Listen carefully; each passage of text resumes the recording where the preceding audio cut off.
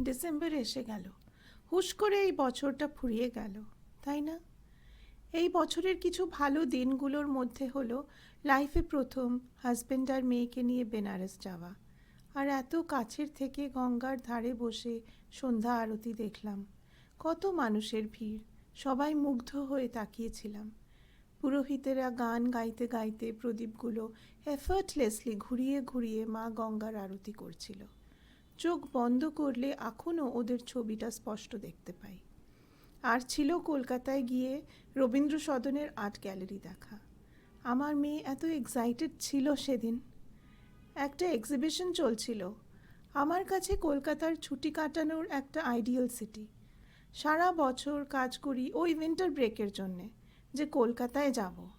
এইবার আমরা মা মেয়ে খুব মজা করেছিলাম।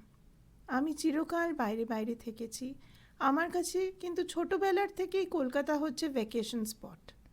কিন্তু সারা বছর এত ব্যস্ত থাকি যে কলকাতাতে গিয়ে শুধু ভালো ভালো খাওয়া দাওয়া না, কিন্তু হেয়ার কাট থেকে অপটিশিয়ান, ডেন্টিস্ট থেকে শপিং শুধু ওই সময়ের জন্য রাখা থাকে। কলকাতা হচ্ছে আমার কাছে একটা ভালো লাগার শহর, একটা ভালোবাসার শহর।